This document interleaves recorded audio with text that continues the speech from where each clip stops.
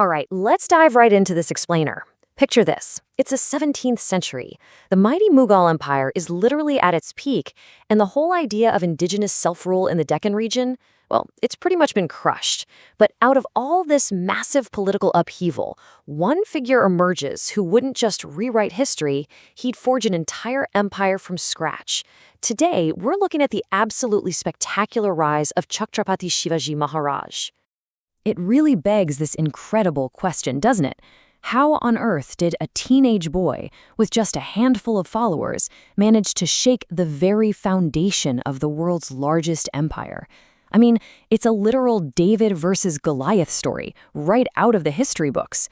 So we're going to map out exactly how brilliant strategy, local geography, and just unbreakable willpower allowed a tiny faction to stand up against staggering odds. Okay, so here's our roadmap for today's timeline. 1. The Dark Age. 2. Rise of a Warrior. 3. The Tiger's Claws. 4. Bravery and Sacrifice. 5. The Great Agra Escape. And 6. Birth of an Empire. Let's get into it. Part 1. The Dark Age. To understand this story, you really have to understand the era. 17th century India was marked by severe religious subjugation. Temples were being demolished, and this heavy tax, the Jaziya, was imposed on Hindus. Native populations felt completely powerless. But out of that darkness grew this really powerful singular concept, Hindavi Swarajya, which basically means independent self-rule. Born on February 19, 1630, at Shivneri Fort, young Shivaji was instilled with this exact dream. You see, his mother taught him that standing against injustice is true dharma, while his trainer Dadoji Kondadev gave him the practical tools, swordsmanship, horse riding, and crucial administration skills. Part 2. Rise of a Warrior. Now, it is fascinating to see how fast a philosophical dream can turn into actual physical action. At just 16 years old, think about what you were doing at 16. Shivaji captures the Torna fort in 1646. This laid the entire foundation for his expanding kingdom. But actually, true strategy is knowing when to hold back, right? When the Bijapur Sultanate arrested his father in 1648, Shivaji just halted his campaigns. Through diplomacy, he paused. It's an absolute masterclass in strategic patience. He used those quiet years to strengthen his administration from the inside before roaring back in 1656 to capture the crucial Javli region. Which brings us to Part 3. The Tiger's Claws. Okay, so by 1659, Shivaji's growing power is literally keeping the rulers of the Deccan up at night. They've had enough. So the Bijapur Sultanate sends Afzal Khan, and this guy is a 7-foot giant, backed by 10,000 soldiers and just immense wealth. Khan tried to bait Shivaji into an open battle by destroying temples and extorting locals. But Shivaji, he was way too smart for that. He knew his smaller force couldn't possibly win an open-field fight against that kind of muscle. Instead, he relied entirely on his intellect and the rugged geography of the dense Jolly forests. He set the stage for what was supposed to be a peaceful diplomatic meeting. So they meet in this tent beneath Pratapgad Fort in November 1659. Now, fully anticipating a betrayal, Shivaji comes incredibly prepared. He's wearing iron armor hidden right under his clothes. In his left hand, he conceals a bagnak, which is this terrifying dagger shaped literally like tiger claws. And he hides a bichua sword in his right hand.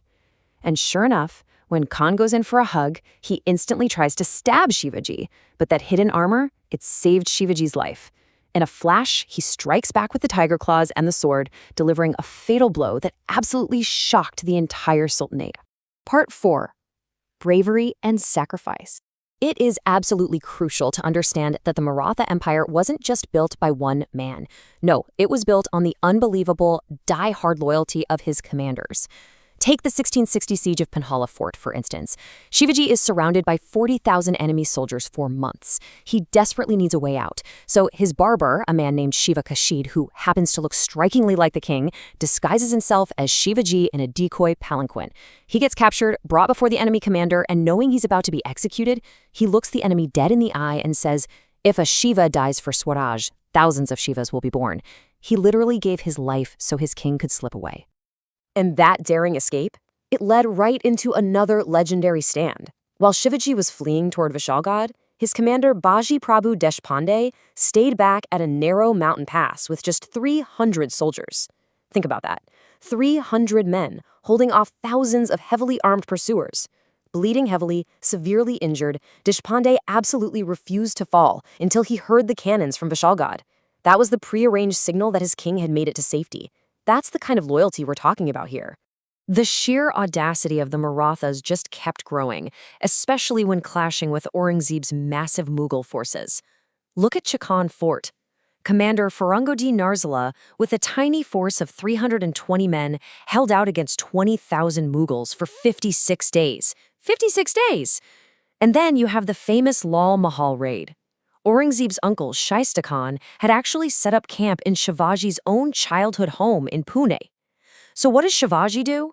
With just 400 men, he pulls off this incredibly daring night raid, infiltrates the heavily guarded palace, and terrifies Shaista Khan so badly that the guy leaps out a window, losing 3 of his fingers in the process.